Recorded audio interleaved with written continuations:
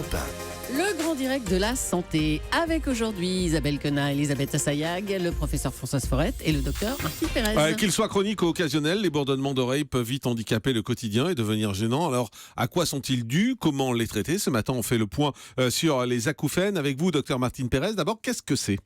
Alors les acouphènes, c'est d'ailleurs un synonyme de bourdonnement d'oreille. Ce sont des sensations auditives, sifflements, grésillements, bourdonnements, bruissements, craquements, bruits de locomotive, qui ne sont pas causés par un bruit extérieur. Les personnes qui souffrent d'acouphènes entendent des sons parasites qui ne proviennent pas de leur environnement. C'est donc un trouble lié à un dysfonctionnement du système auditif.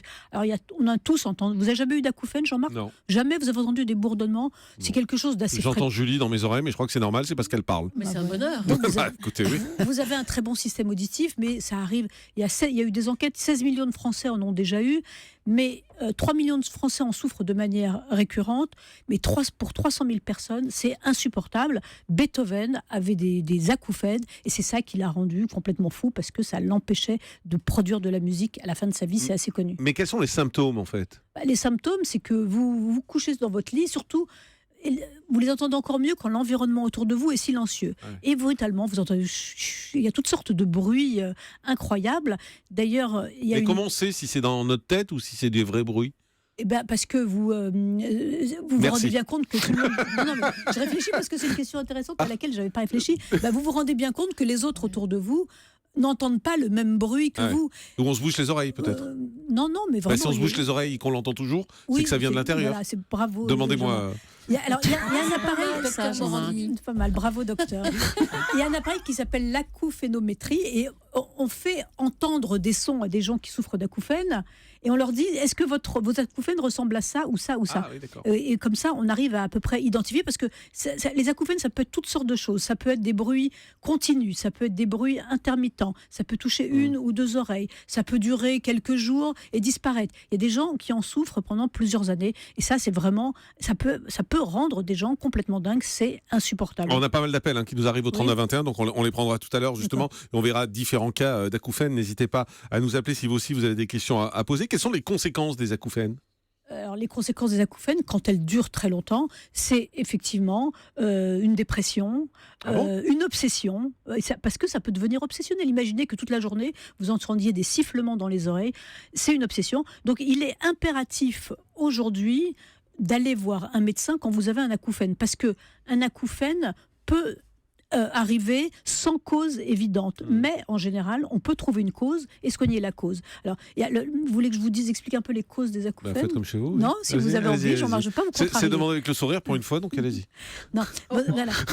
Donc, il y a énormément de causes d'acouphènes. Par exemple, la cause la plus importante, c'est le traumatisme sonore. Vous allez à un concert, vous avez un bruit de marteau-piqueur, vous avez mis vos baladeurs par erreur à la puissance maximale.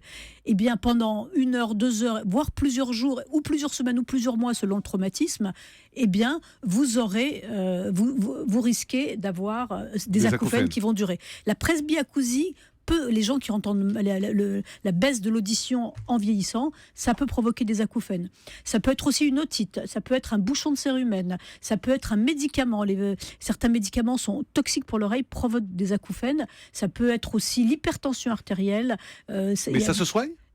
Alors, justement, il y a des possibilités de traitement en fonction de la cause. Et puis aussi, il y a des traitements, même s'il n'y a pas de cause, on essaye de trouver des traitements. Il y a beaucoup de causes. Mais c'est quoi? C'est des médicaments qu'on donne ou il y a autre chose? Il y a beaucoup de possibilités. D'abord, il faudra vérifier est-ce qu'on trouve une cause ou pas à l'acouphène. Par exemple, ça peut être aussi, il y a des tumeurs, le neurinome de l'acoustique peut donner des acouphènes, et dans ce cas-là, il faudra faire un bilan complet, un scanner, pour vérifier. Donc la première chose à faire, c'est d'abord de faire un bilan complet. Quand vous avez un acouphène qui dure plusieurs semaines, qui vous dérange, qui vous empêche de vivre, qui vous perturbe, allez voir l'ORL, il va examiner votre conduit auditif. Il va examiner votre tympan, il va éventuellement faire un scanner.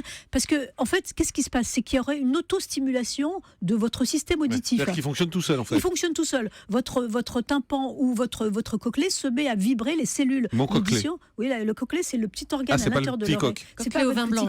C'est ça, oui. Le cochléo vin blanc, c'est quand vous êtes guéri et que vous vous soulagez et que vous fêtez ça glorieusement avec... Isabelle Quenat. Est-ce qu'on entend toujours le même bruit quand on entend un acouphène sifflement? Est-ce qu'on entend que ça, ou est-ce qu'on entend des grisements, plus des sifflements, plus des... Alors, il y a eu pas mal d'études là-dessus, notamment avec cet appareil qui s'appelle l'acouphénométrie, et ils se sont rendus compte que les acouphènes étaient rarement purs, si je puis dire. C'est que souvent, les gens entendaient plusieurs sons différents et ça posait des vrais problèmes.